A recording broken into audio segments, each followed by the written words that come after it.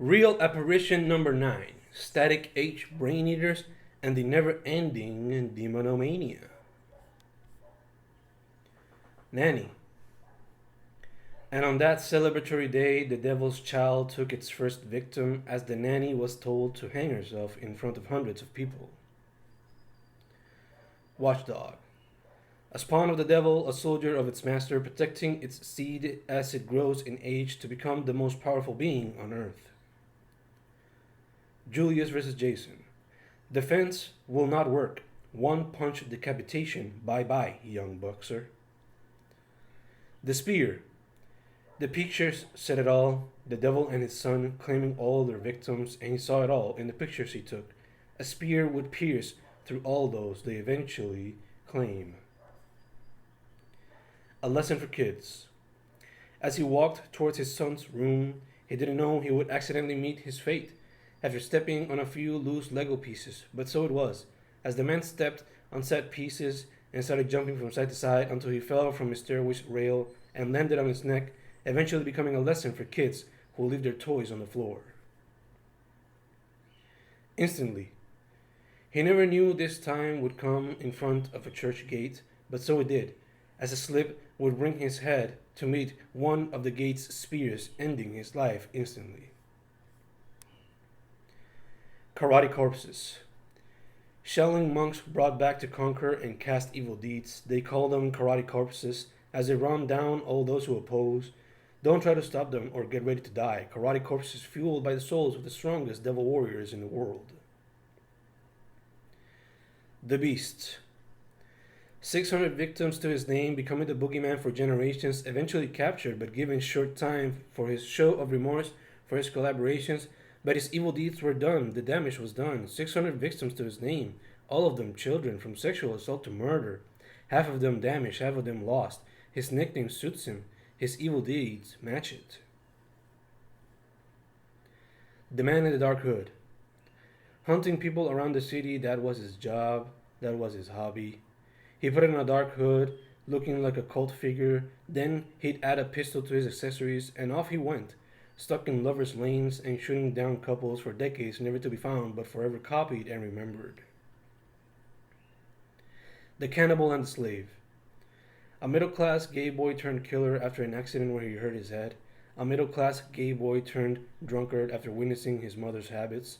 A middle-class gay boy turned cannibal after his murderous ways grew stronger. A middle-class gay cannibal turned scientist after reading lots of science fiction and believing he could reanimate the dead and turn it into a sexual slave. A middle-class gay cannibal scientist eventually captured by police to never terrorize Milwaukee streets ever again. Edgy Chaos Lords. Teens fueled by the wanting to be quote-unquote real while also turning famous, romanticizing the rock star lifestyle, wishing to be stars using the darkest form of music at the time, seeing Satanism as a way to achieve stardom, burning churches underway. One killed a person and the other romanticized his friend's suicide, making it part of promo material for their band. Edgy Chaos Lords.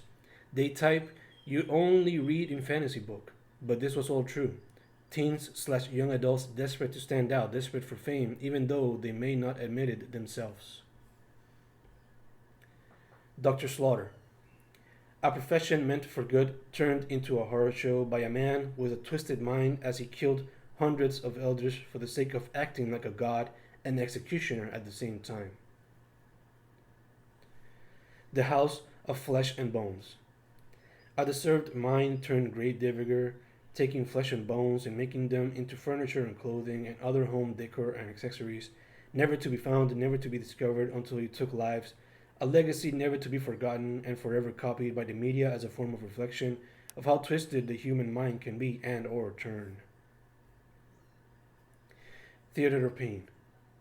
Humans put on display on a stage full of torture devices mangled and butchered for the consumption, for the entertainment of all the fiends, of all the devils who pay a small price to witness it with their own eyes. Welcome to the Theater of Pain.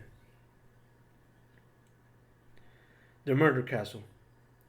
A scientist turned doctor turns his latest piece of land into a castle full of traps and torture chambers. He calls it the Murder Castle.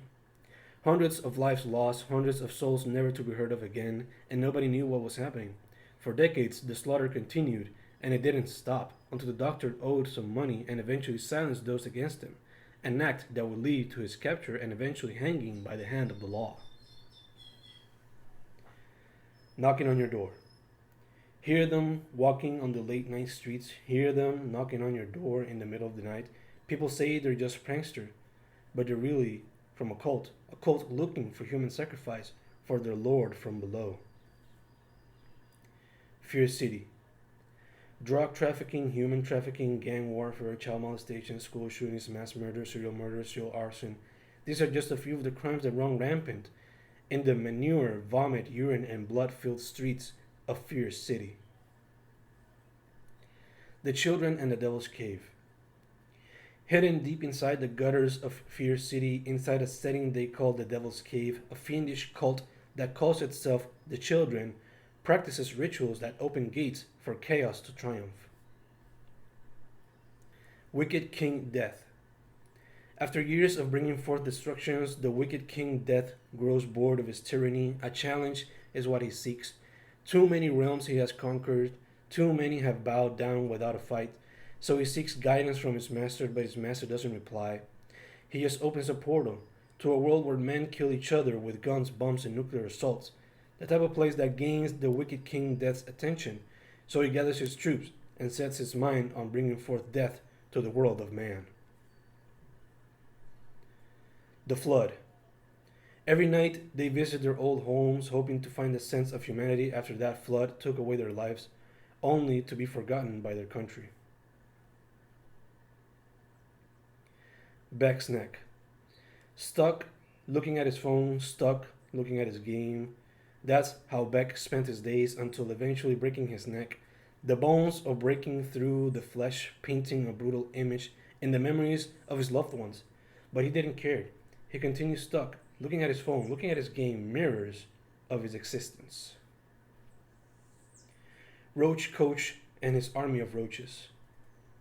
Angry at man and on a mission to conquer, he gathers an army on a fateful day. They attack, crawling all around, infesting the world from the streets to human organs, slowly leaving their trace and growing larger as they achieve their goal of taking over the world of man.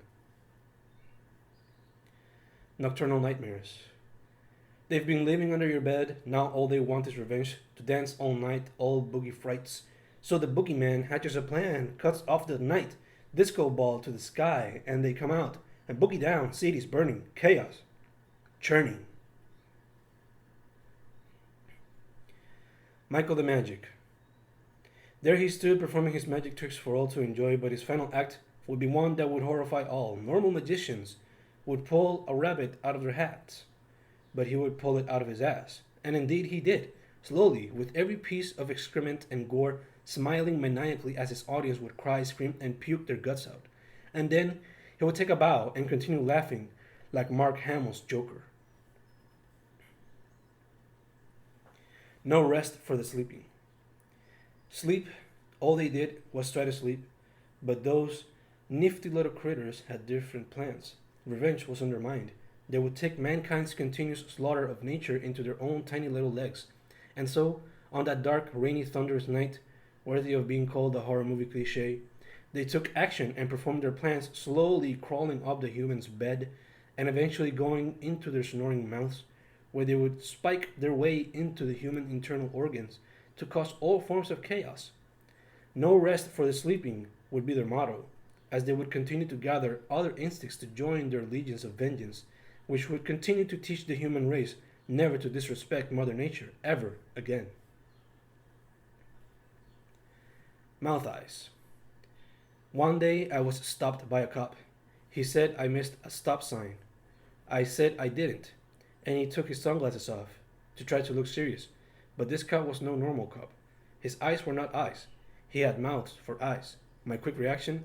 Drive at 100 miles per hour, like Wayne Campbell after being stopped by a cop.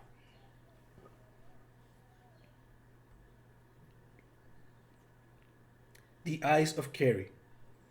Happiness radiated across her face onto that bucket of blood, poured and covered her entirely.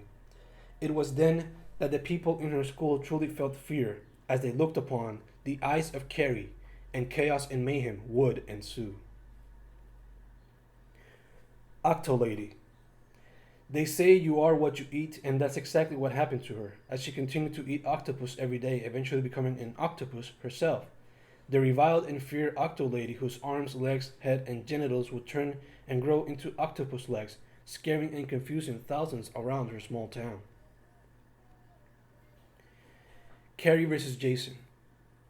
We never got your movie, though they did try with that Jason flick, but that'll never replace what would have been an interesting tale full of gore, death, and an interesting twist to the repetitive slasher. Fan will always wish you, fan will always theorize, fan will always fanfic, fan will always have fun with both of your films and ask what would have been. Copics and Hellhounds.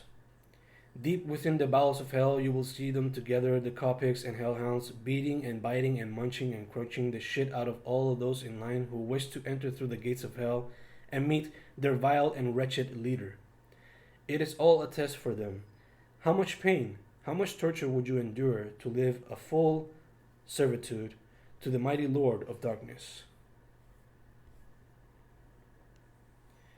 Real Apparition number 9. On the 9th of September at 9 a.m., he was killed by his own father, and now he appears on the 9th of every month at 9 a.m., calling for help. Some find it frightening, as he is the 9th apparition to be witnessed by the kids within the family that now lived in that house of horrors. But all he wanted was some help, some communication, some love, after everything was taken away from him, with no purpose whatsoever.